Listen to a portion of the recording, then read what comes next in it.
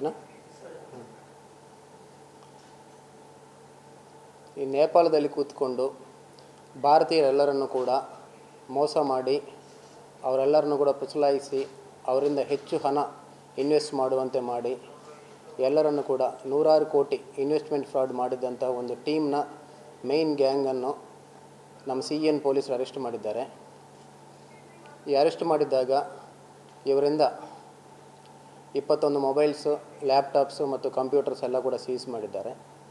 ಇದನ್ನೆಲ್ಲ ಅನಲೈಸ್ ಮಾಡಿದಾಗ ಈ ಗ್ಯಾಂಗ್ ಏನಿದ್ದಾರೆ ಈ ಟೋಟಲ್ ಫ್ರಾಡಲ್ಲಿದ್ದಂತಹ ಎಲ್ಲ ಮಾನಿಟರಿ ಟ್ರಾನ್ಸಾಕ್ಷನ್ಸ್ ಎಲ್ಲವೂ ಕೂಡ ಈ ಗ್ಯಾಂಗ್ನವರೇ ಮಾಡ್ತಿದ್ದಾರೆ ಅಂತ ಗೊತ್ತಾಯಿತು. ಈ ಟ್ರಾನ್ಸಾಕ್ಷನ್ಸ್ ಮಾಡಲಿಕ್ಕೆ ಇವರು ಈವರೆಗೆ ನಾವು ಮಾಡಿದ ತನಿಖೆಯಿಂದ ಸುಮಾರು 624 ಬ್ಯಾಂಕ್ ಅಕೌಂಟ್ ಯೂಸ್ ಮಾಡಿದ್ದಾಗಿ ಕಂಡು ಬರ್ತಾ ಇದೆ. ಈ 624 ಬ್ಯಾಂಕ್ ಅಕೌಂಟ್ಸ್ ಮೇಲೆ ಕೂಡ ನಮ್ಮ NCRP ಪೋರ್ಟಲಲ್ಲಿ 4800ಗಿಂತ ಹೆಚ್ಚು ಕೇಸಸ್ ಈಗಾಗಲೇ ರಿಪೋರ್ಟ್ ಆಗಿದ್ದಾವೆ. ನಮ್ಮ CN ಪೊಲೀಸ್ ಠಾಣೆಗೆ ಪ್ರಕರಣ ಸಂಬಂಧಪಟ್ಟಂತೆ 1,38,00,000 ಫ್ರಾಡ್ ಆಗಿತ್ತು. ಈ ಕೇಸ್ ತನಿಖೆ ಮಾಡ್ತಿದ್ದಾಗ ಈ ಎಲ್ಲ ವಿಷಯಗಳು ಕೂಡ ಹೊರಗೆ ಬರ್ತವೆ, ಎಲ್ಲ ಟೀಮು ಅರೆಸ್ಟ್ ಆಗ್ತದೆ. ಈ ನಮ್ಮ CN ಪೊಲೀಸ್ ಸ್ಟೇಷನ್ಗೆ ಸಂಬಂಧಪಟ್ಟಂಥ ಫ್ರಾಡಲ್ಲಿ ಒಂದು 10 ಬ್ಯಾಂಕ್ ಅಕೌಂಟ್ ಯೂಸ್ ಮಾಡಿದ್ದಾರೆ. ಈ 10 ಬ್ಯಾಂಕ್ ಅಕೌಂಟ್ನಲ್ಲಿ ಕೂಡ 3 ಕೋಟಿಗಿಂತ ಹೆಚ್ಚು ಒಂದು ಅಕೌಂಟಲ್ಲಾಗಿದೆ. ಈ 10 ಬ್ಯಾಂಕು ಸೇರಿ 30 ಕೋಟಿ ವಹಿವಾಟಾಗಿರ್ತದೆ.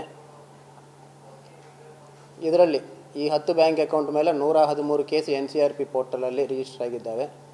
ಅದೇ ರೀತಿ 35 FIR ಕೂಡ ರಿಜಿಸ್ಟರ್ ಆಗಿದ್ದಾವೆ. ಈ ಟೋಟಲ್ ಗ್ಯಾಂಗು ಕೂಡ ಒಂದು 2 ರೀತಿಯಲ್ಲಿ ಕೆಲಸ ಮಾಡ್ತದೆ. ಇದರಲ್ಲಿ ಒಂದು ಗ್ಯಾಂಗ್ ವಿಯೆಟ್ನಾಮು, ಕಾಂಬೋಡಿಯಾ ಮುಂತಾದ ಸೌತ್ ಈಸ್ಟ್ ಏಷ್ಯನ್ ನೇಷನಲ್ಲಿ ಇದ್ದು ಅಲ್ಲಿಂದ ಇಲ್ಲಿದ್ದವರಿಗೆ ಫೋನ್ ಮೂಲಕ, ಇನ್ಸ್ಟಾಗ್ರಾಮ್, ಟೆಲಿಗ್ರಾಮ್ ಮೂಲಕ ಕಾಂಟ್ಯಾಕ್ಟ್ ಮಾಡಿ ಇವರನ್ನೆಲ್ಲರನ್ನು ಕೂಡ ಪುಸಲಾಯಿಸಿ ಇನ್ವೆಸ್ಟ್ಮೆಂಟ್ ಮಾಡುವಂತೆ ಮಾಡ್ತಾರೆ. ಅದೇ ರೀತಿ ಇನ್ನೊಂದು ಗ್ಯಾಂಗು ಈ ನೇಪಾಲ್, ದುಬೈ ಅಥವಾ ಬೇರೆ ಕಡೆ ಇದ್ದು ಅಲ್ಲಿದ್ದವರಿಗೆ ಹಣ ಟ್ರಾನ್ಸಾಕ್ಷನ್ ಮಾಡೋ ಹಾಗೆ ಅವರು ಹಣ ವಹಿವಾಟನ್ನು ನೋಡ್ಕೊಳ್ತಾ ಇರ್ತಾರೆ. ಸೊ ನಮ್ಮ ಸೆನ್ ಅವರು ಕೇಸ್ ಕರೆಕ್ಟಾಗಿ ಇನ್ವೆಸ್ಟಿಗೇಷನ್ ಮಾಡಿಕೊಂಡು ಫೈನಾನ್ಷಿಯಲ್ ಟ್ರಯಲ್ ಮಾಡಿಕೊಂಡು ಆರೋಪಿತರೆಲ್ಲರನ್ನೂ ಕೂಡ ಅರೆಸ್ಟ್ ಮಾಡಿದ್ದಾರೆ. ಇದರಲ್ಲಿ ಇನ್ನೊಂದು ನಾವು ನೋಡಬೇಕಾಗಿದ್ದೇನೆಂದರೆ, ಒಂದು ಈ ಬ್ಯಾಂಕ್ ಅಕೌಂಟ್ಸ್ ಎಲ್ಲವೂ ಕೂಡ ಇಂಡಿಯನ್ ಬ್ಯಾಂಕ್ ಅಕೌಂಟ್ಸೇ ಇರ್ತವೆ. ಈ ಕಮಿಷನ್ಗಾಗಿ ಆಸೆಪಟ್ಟು ಈ ಭಾರತೀಯರು ಭಾಳಷ್ಟು ಜನ ಅವರ ಏಜೆಂಟ್ಸನ್ನು ಕಾಂಟ್ಯಾಕ್ಟ್ ಮಾಡಿ ಅವರಿಗೆ ಅಕೌಂಟ್ ಕೊಡಲಿಕ್ಕೆ ಇಲ್ಲಿಂದ ನೇಪಾಲ್ ಅಥವಾ ಬೇರೆ ದೇಶಕ್ಕೆ ಹೋಗಿ ಅಲ್ಲೇ ಇದ್ದು ಈ ಫ್ರಾಡಲ್ಲಿ ಭಾಗಿಯಾಗಿ ಕಮಿಷನ್ ತೊಗೊಂಡು ವಾಪಸ್ ಬಂದು ಅವರು ಕೂಡ ಪ್ರಕರಣದಲ್ಲಿ ಆರೋಪಿಯಾಗಿ ಅರೆಸ್ಟ್ ಆಗ್ತಾರೆ.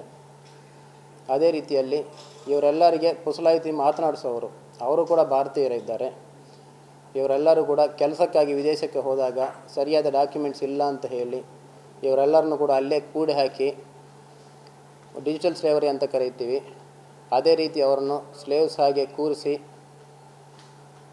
ದಿನಕ್ಕೆ 18 ಗಂಟೆ 20 ಗಂಟೆ ಕೆಲಸ ಮಾಡಿಸುವಂಥದ್ದು, ಊಟ ಕೊಡದೇ ಇರುವಂಥದ್ದು, ಇದೆಲ್ಲ ಮಾಡಿ ಅವರಿಗೆ ಬೇಕಾದ ರೀತಿಯಲ್ಲಿ ಎಲ್ಲರಿಗೆ ಕೂಡ ಫೋನ್ ಮಾಡಿ ಅವರನ್ನು ಪುಸಲಾಯಿಸಿ ಇನ್ವೆಸ್ಟ್ಮೆಂಟ್ ಮಾಡಿಸುವಂತೆ ಕೂಡ ಅವರ ಹತ್ರ ಕೆಲಸ ಮಾಡಿಸ್ತಾರೆ. ಈಗಾಗಲೇ ನಮ್ಮ ಮಂಗಳೂರು ಜಿಲ್ಲೆಯಲ್ಲಿ ಒಂದು 6 ಜನ ಆ ರೀತಿಯಲ್ಲಿ ಸಿಕ್ಕಾಕ್ಕೊಂಡಿದ್ದಂತಹ ಈ ಡಿಜಿಟಲ್ ಸ್ಲೇವರಿಯಲ್ಲಿ ಸಿಕ್ಕಾಕ್ಕೊಂಡಿದ್ದಂತಹ 6 ಜನರನ್ನು ಈಗಾಗಲೇ ಎಂಬಸಿ ಮೂಲಕ ರೆಸ್ಕ್ಯೂ ಮಾಡಲಾಗಿ ಅವರು ವಾಪಸ್ ಬಂದಿದ್ದಾರೆ. ಅವ್ರ ಕಂಪ್ಲೇಂಟ್ ಮೇಲೆ ಕಂಕನಾಡಿ ಪೊಲೀಸ್ ಸ್ಟೇಷನಲ್ಲಿ ಇನ್ನೊಂದು ಕೇಸ್ ಕೂಡ ಏಜೆಂಟ್ಸ್ ಮೇಲೆ ರಿಜಿಸ್ಟರ್ ಆಗಿದೆ. ಈ ಕಾರಣದಿಂದಾಗಿ ಈ ಅಕೌಂಟ್ಸ್ ಕೊಡುವವರು, ಇಲ್ಲಿಂದ ಫಾರಿನ್ ಕೆಲಸಕ್ಕೆ ಹೋಗುವಂಥವರು, ಅದೇ ರೀತಿಯಲ್ಲಿ ಇನ್ವೆಸ್ಟ್ಮೆಂಟ್ ಮಾಡಿ ಹೆಚ್ಚಿನ ಹಣ ಭಾಳ ಕಡಿಮೆ ಸಮಯದಲ್ಲಿ ಸಂಪಾದನೆ ಮಾಡಬೇಕಂತ ಹೇಳಿ ನೋಡ್ತಾ ಇರುವಂಥವರು ಕೂಡ ಎಲ್ಲರೂ ಜಾಗೃತಿಯಾಗಿರಬೇಕಂತ ಕೋರ್ತೀವಿ. Thank you. ಪೊಲೀಸ್ ಸ್ಟೇಷನ್ ಕೇಸಿಗೆ ಸಂಬಂಧಪಟ್ಟಂತೆ ಇವರು 1.38 ಕೋಟಿ ಒಂದು 10 ಅಕೌಂಟಿಗೆ ವರ್ಗಾವಣೆ ಮಾಡಿದ್ದಾರೆ. ಈ 10 ಅಕೌಂಟ್ನಲ್ಲಿ ನಮ್ಮ ವಿಕ್ಟಿಮ್ ಅಲ್ಲದೆ ಭಾಳಷ್ಟು ವಿಕ್ಟಿಮ್ಸಿಗೆ ಕೂಡ ಅವರು ಪುಸಲಾಯಿಸಿ ಅಕೌಂಟಲ್ಲಿ ದುಡ್ಡು ಹಾಕಿಸಿದ್ದಾರೆ. ಅದರಲ್ಲಿ 30 ಕೋಟಿಗಿಂತ ಜಾಸ್ತಿ ಈ 10 ಅಕೌಂಟಲ್ಲಿ ಟ್ರಾನ್ಸಾಕ್ಷನ್ ಆಗಿರ್ತದೆ. ಸೊ ಇದನ್ನು ನೋಡಿದ್ದಾಗಿ 113 ಕೇಸ್ NCRP ಪೋರ್ಟಲಲ್ಲಿ ಬುಕ್ ಆಗಿದ್ದಾವೆ. 35 FIR ಇದರಲ್ಲಿ ರಿಜಿಸ್ಟರ್ ಆಗಿದೆ. country against these accused ಅಲ್ಲ, against these bank accounts automatically will lead to same team. ಏನಾಗುತ್ತೆ ಅಂದರೆ ಕೆಲವು ಸಲ total conspirators will be part of all cases.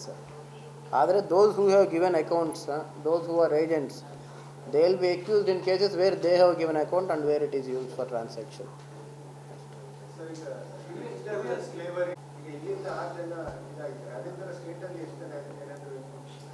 Yeah, ಸುಮಾರು ಜನ ಇದ್ದಾರೆ. Number will be in hundreds. ನಮ್ಮ ಮಂಗಳೂರದವರೇ ಇನ್ನೂ ಕೂಡ ಇದ್ದಾರೆ. ಅಲ್ಲಿ ಐಡೆಂಟಿಫೈ ಮಾಡಿ ವಾಪಸ್ ಕಳಿಸ್ಬೇಕಾಗುತ್ತೆ. ಅವರು ಇಲ್ಲಿಂದ ಕೆಲಸ ಬೇಕಂತ ಏಜೆಂಟ್ಸ್ ಹತ್ರ ಹೋಗಿದ್ದಾಗ ಅವರು ಫ್ರೀಯಾಗಿ ಕಳಿಸ್ತೀನಿ ಅಂತ ಹೇಳಿ ಅವ್ರ ಹತ್ರ ಈ ಟೂರಿಸ್ಟ್ ವೀಸಾ ಅಥವಾ ಟೆಂಪ್ರರಿ ವಿಸಿಟರ್ ವೀಸಾ ಕೊಡಿಸ್ಬಿಟ್ಟು ಅಲ್ಲಿ ಕಳಿಸ್ತಾರೆ.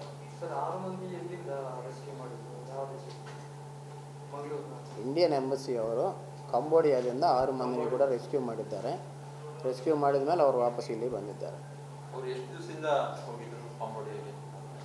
ಅವರಿದ್ದರು ಸುಮಾರು ಆಲ್ಮೋಸ್ಟ್ ಮೋರ್ ದ್ಯಾನ್ 6 months ದೇವರ್ ದೇರ್. ಅದರಲ್ಲಿ ಒಬ್ಬನ ತಪ್ಪಿಸ್ಕೊಂಡು ಹೊರಗೆ ಬಂದು ಮನೆಗೆ ಫೋನ್ ಮಾಡ್ತಾನೆ. ಸೊ ಆ ಫೋನ್ ಮಾಡಿದ್ರಿಂದ ಇಲ್ಲಿಗೆ ಗೊತ್ತಾಗಿ ಇಲ್ಲಿಂದ ಕಂಪ್ಲೇಂಟ್ ಕೊಟ್ಟು ಅಲ್ಲಿಂದ ಅವ್ರನ್ನ ರೆಸ್ಕ್ಯೂ ಮಾಡಿದ್ದಾರೆ. ಇವರು ಆ್ಯಕ್ಚುಲಿ ನಮ್ಮವ್ರು ಹೋಗಿದ್ದು ಮಲೇಷ್ಯಾಗೆ ಹೋಗಿ ವೀಸಾ ತೊಗೊಂಡು ಮಲೇಷ್ಯಾಗೆ ಹೋಗ್ತಾರೆ ಟೂರಿಸ್ಟ್ ಹೋದಂಗೆ. ಅಲ್ಲಿಂದ ಅವ್ರನ್ನೆಲ್ಲರನ್ನು ಪ್ಯಾಕ್ ಮಾಡಿ ಬೇರೆ ಕಡೆ ತೊಗೊಂಡೋಗಿ ವೀಸಾ ಎಲ್ಲ ಡಾಕ್ಯುಮೆಂಟ್ಸ್ ಕಿತ್ಕೊಂಡು ಇಟ್ಕೊಳ್ತಾರೆ. ಆಮೇಲೆ he is an illegal resident already. ಕಂಬೋಡಿಯಾದಲ್ಲಿದ್ದರೆ ನೀವು ಮಲೇಷ್ಯಾ ವೀಸಾ ತೊಗೊಂಡು already he staying there illegally. ಅದು ಹೆದರ್ಸ್ತಾರೆ. ಒಂದು ನೀವು ಹೊರಗೆ ಹೋದ ತಕ್ಷಣ ಅರೆಸ್ಟ್ ಮಾಡ್ತಾರೆ ವೀಸಾ ಇಲ್ಲ ಅಂತ ಹೇಳಿ. ಇವರು ಅದಕ್ಕೂ ಹೆದರ್ಕೊಳ್ತಾರೆ. ಪ್ಲಸ್ ಹೊರಗಡೆ ಹೋಗ್ಲಿಕ್ಕೆ ಬಿಡಲ್ಲ, ಹೊಡಿತಾ ಇರ್ತಾರೆ, ಎಲ್ಲ ನಡೀತವೆ.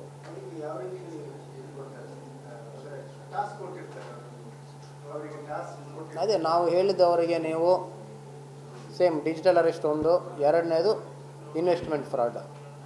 ಅವರನ್ನು ಪುಸಲಾಯಿಸಿ ಅವರಿಗೆ ಹೆಚ್ಚಿನ ರಿಟರ್ನ್ಸ್ ಬರ್ತವೆ ಅವ್ರು ಮಾಡಿದ ಇನ್ವೆಸ್ಟ್ಮೆಂಟ್ ಮೇಲೆ ಅಂತ ಹೇಳಿ ಅವ್ರಿಗೆ ಹೇಳಿಸಿ ಇನ್ವೆಸ್ಟ್ ಮಾಡಿ ನಾವು ಹೇಳಿದ ಅಕೌಂಟ್ಗೆ ಅಂತ ಹೇಳ್ತಾರೆ. ಈ ಕಡೆ ಬೇರೆ ದೇಶದಲ್ಲಿ ಅಕೌಂಟ್ಸ್ ಎಲ್ಲ ಅಕೌಂಟ್ ಹೋಲ್ಡರ್ಸ್ ಎಲ್ಲ ಇರ್ತಾರೆ, ಮನೆ ಎಲ್ಲ ಹಣ ಎಲ್ಲ ತೊಗೊಳ್ಳಿಕ್ಕೆ ರೆಡಿಯಾಗಿರ್ತಾರೆ. ಆ ಅಕೌಂಟ್ಸಲ್ಲಿ ಇವರಿಂದ ದುಡ್ಡು ಹಾಕಿಸ್ತಾರೆ. ಸೊ ಇದಕ್ಕೆಲ್ಲ ಸಪ್ರೇಟ್ ಆ್ಯಪ್ಸ್ ಜನ್ರೇಟ್ ಮಾಡ್ತಾರೆ. ಸೊ ಆ್ಯಪಲ್ಲಿ ನಿಮಗೆ ಹಣ ಜಾಸ್ತಿ ಆದಂಗೆ 2 times 3 times ಆದಂಗೆ ಕಾಣ್ತಾ ಇರ್ತದೆ. ಬಟ್ ವಿತ್ಡ್ರಾ ಮಾಡಲಿಕ್ಕಾಗಲ್ಲ. ಅವ್ರು ಆಲ್ರೆಡಿ ಹಣ ತೊಗೊಂಡಿರ್ತಾರೆ. ಸೊ ಇವರು ವಿತ್ಡ್ರಾ ಮಾಡಬೇಕಂದ್ರೆ ಇನ್ನೂ ನೀವು ಜಾಸ್ತಿ ಇನ್ನೂ ಇನ್ವೆಸ್ಟ್ ಮಾಡಿ ಒಟ್ಟಿಗೆ ವಿತ್ಡ್ರಾ ಮಾಡ್ತೀರಾ ಅಂತ ಹೇಳಿದ್ವಿ. ಕಂಟಿನ್ಯೂಸ್ ಆಗಿ ಅವ್ರನ್ನ ಪುಸಲಾಯಿಸಿ ಇನ್ವೆಸ್ಟ್ ಮಾಡಿಸ್ತಾ ಇರ್ತಾರೆ. ಕೆಲವರು 1 ಲಕ್ಷದಲ್ಲಿ ನಿಲ್ಲಿಸ್ತಾರೆ, ಕೆಲವರು 2 ಲಕ್ಷದಲ್ಲಿ ನಿಲ್ಲಿಸ್ತಾರೆ. ನಮಗೆ ಗೊತ್ತಿದ್ದು 3 ಕೋಟಿ ತನಕ ಹೋಗಿದ್ದಾರೆ ಕೆಲವರು. ಅದು ಅವ್ರ ಕೆಪಾಸಿಟಿ ಮೇಲೆ ಹೋಗಿದೆ.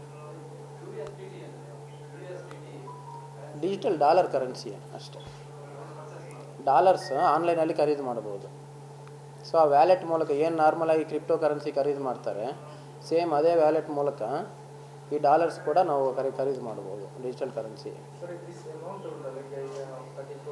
ಸೊ ಇನ್ನು ಇಂಥ ಪ್ರಕರಣಗಳಲ್ಲಿ ಒಂದು ದೊಡ್ಡ ಸಮಸ್ಯೆ ಏನಾಗಿದೆ ಅಂದರೆ ಎಲ್ಲ ವಿಕ್ಟಿಮ್ಸು ಕೂಡ ಅವರಿಗೆ ಹಣ ವರ್ಗಾವಣೆ ಮಾಡಿದ ಮೇಲೆ ಒಂದು ಅವ್ರ ಹಣ ವಾಪಸ್ ಬರುತ್ತೆ ಅನ್ನೋ ಒಂದು ಉದ್ದೇಶದಿಂದ ಎಕ್ಸ್ಟ್ರಾ ಹಣ ಹಾಕ್ತಾ ಇರ್ತಾರೆ.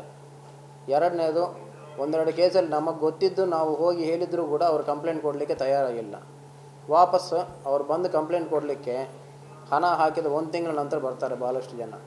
ಸೊ ಈ ಕೇಸಸಲ್ಲಿ ಆ್ಯಕ್ಚುಲಿ ಎಷ್ಟು ಹಣ ಅವರೆಲ್ಲ ಹೂಡಿಕೆ ಮಾಡಿಸ್ತಾರೆ ಎಲ್ಲವನ್ನು ಕೂಡ ಅದೇ ದಿವಸ ರಾತ್ರಿ USDT ಆಗಿ ಕನ್ವರ್ಟ್ ಮಾಡಿಕೊಂಡು ಅಬ್ರಾಡ್ ಕಳಿಸ್ಬಿಡ್ತಾರೆ.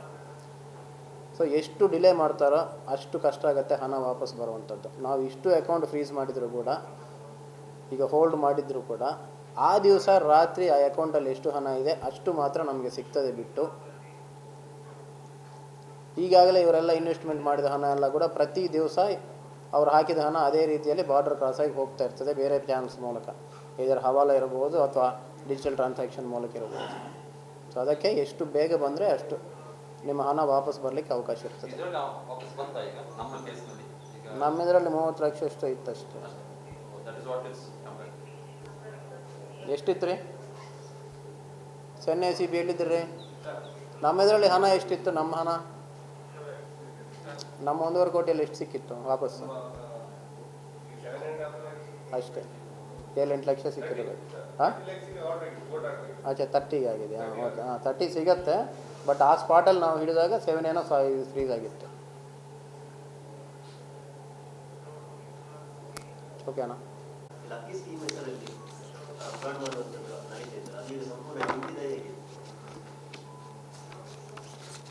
ಈಗ ನೀವು 4 ಜನ ಸೇರಿಕೊಂಡು ನಿಮ್ಮ 3 ಜನ ಹಣ ನನಗೆ ಕೊಡಿ, ನಾನೊಂದು ವಾರ ಬಿಟ್ಟು ನಿಮಗೆ 300 ಕೊಟ್ಟರೆ 400 ಕೊಡ್ತೀನಿ ಅಂತ ಹೇಳಿದಾಗ ನೀವು ಕೊಟ್ಟಿರ್ತೀರಿ. ಓಕೆ. ಬಾಕಿ 3 ಜನರ ಹತ್ರ ಹೋಗಿ ನೀವು ಕೊಟ್ಟಿದ್ದೀಯಾ ಮೋಸ ಮಾಡ್ತಾನೆ ಕಂಪ್ಲೇಂಟ್ ಕೊಡಂದ್ರೆ ನೀವು ಕಂಪ್ಲೇಂಟ್ ಕೊಡಲ್ಲ. ಆಯಿತಾ? ನೀವು ಯಾವಾಗ ಕಂಪ್ಲೇಂಟ್ ಕೊಡ್ತೀರಿ? 2 ವರ್ಷ ಆದಮೇಲೆ ನೀವು ಕೊಡುವಂಥ ಹಣ ಎಲ್ಲ ಸೇರಿ 2 ಲಕ್ಷ ದಾಟಿದ ಮೇಲೆ, ಅವನು ಕೊಡಲ್ಲ ಅಂತ ಕನ್ಫರ್ಮ್ ಆದಮೇಲೆ 6 ತಿಂಗಳು ಅವನ ಹಿಂದೆ ಹೋಗಿ ಪಂಚಾಯಿತಿ ಮಾಡೋಕ್ಕೆ ಪ್ರಯತ್ನ ಮಾಡಿ ಇದೆಲ್ಲ ಆಗಿಲ್ಲ ಅಂದಮೇಲೆ ಬರ್ತೀರಿ. ಅಷ್ಟೊತ್ತಿಗೆ ನೀವೆಲ್ಲ ಕೊಟ್ಟ ಹಣ ಎಲ್ಲೋಗುತ್ತೆ ಗೊತ್ತಿರಲ್ಲ. ಅವರು ಪ್ರಾಪರ್ಟಿ ಯಾರ ಹೆಸರಲ್ಲಿ ಹಾಕ್ತಾರೆ ಅವ್ರ ಹೆಸರಲ್ಲಿ ಹಾಕಲ್ಲ, ಅದು ಹೋಗುತ್ತೆ. ಈ ಸಮಸ್ಯೆ ಆಗ್ತಾಯಿದೆ. ನಮಗೆ ಈ ಎಲ್ಲ ಅನ್ರೆಗ್ಯುಲೇಟೆಡ್ ಡಿಪಾಸಿಟ್ಸ್ ಎಲ್ಲವೂ ಕೂಡ ಕೇಸ್ ಮಾಡಬೇಕಾದ್ರೆ ಫಸ್ಟ್ ಒಂದು ಎಂಕ್ವೈರಿ ಮಾಡಿ ಆಥರೈಸ್ಡ್ ಆಫೀಸರಿಂದ ಕಂಪ್ಲೇಂಟ್ ತೊಗೊಂಡು ಕೇಸ್ ಮಾಡಬೇಕಾಗತ್ತೆ. ಆರ್ ವಿಕ್ಟಿಮ್ ಬಂದು ಕಂಪ್ಲೇಂಟ್ ಕೊಡಬೇಕು.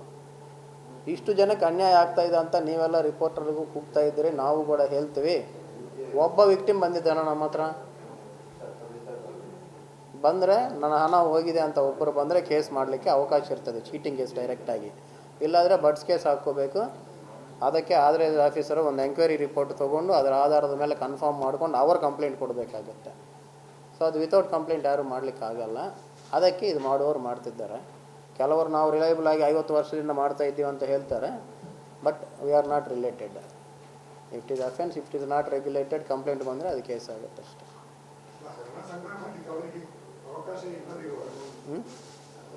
ಈಗ ಏನಾಗುತ್ತೆ ಗೊತ್ತಾ, ಅವ್ರು ಅಟ್ಲೀಸ್ಟ್ ಇಷ್ಟು ದಿವಸ ಕೇಸ್ ಮಾಡಿ ಅರೆಸ್ಟ್ ಮಾಡ್ತಾರಂತ ಭಯ ಇರ್ತಿತ್ತು. ಈಗ ನೀವು ಈ ಕೇಸ್ ಕೇಳಿದ ತಕ್ಷಣ ನಾನು ಮಾಡೋಕ್ಕಾಗಲ್ಲ ಅಂತ ಲೀಗಲ್ ಪೊಸಿಷನ್ ಹೇಳ್ಬಿಟ್ಟಿದ್ದೀನಿ. ಸ್ವಲ್ಪ ಧೈರ್ಯ ಬರ್ತದೆ ಅವರಿಗೆ ಅಷ್ಟೇ.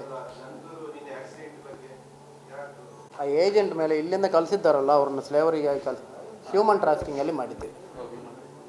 ಹ್ಯೂಮನ್ ಟ್ರಾಫಿಕಿಂಗ್ ಕೇಸ್ ಮಾಡಿದ್ದೀವಿ ಅವ್ರ ಮೇಲೆ.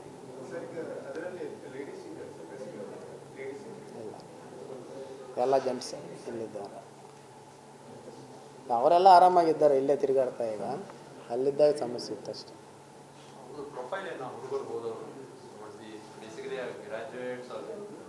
ಇಲ್ಲ, ಫಸ್ಟು ಒಬ್ಬೊಬ್ಬರು ಗ್ರಾಜ್ಯುಯೇಟ್ಸ್ ಇರಬೇಕು. 6 ಜನ ಇದ್ದಾರಲ್ಲ, ಆಲ್ ಸಣ್ಣ ಪುಟ್ಟ ಕೆಲಸ ಮಾಡ್ಕೊಳ್ಲಿಕ್ಕಂತ ಹೋಗಿದ್ದಾರೆ.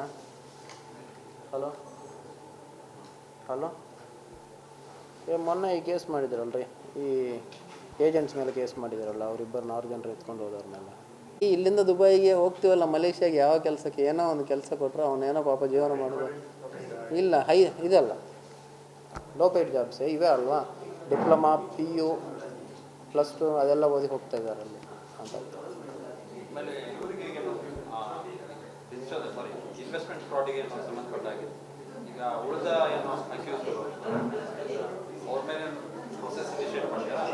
ಅರೆಸ್ಟ್ ಮಾಡ್ತೀವಲ್ಲ, ಉಳಿದವರು ಇದ್ದಾರೆ. So they will be arrested. There are clues to catch them. ಈಗ ಹೇಳಿದರೆ ಅವ್ರು ಸಿಗಲ್ಲ ಅಷ್ಟೇ, ಬೇರೆ ಏನಿಲ್ಲ. ಅಷ್ಟೇ, we are on lookout for them.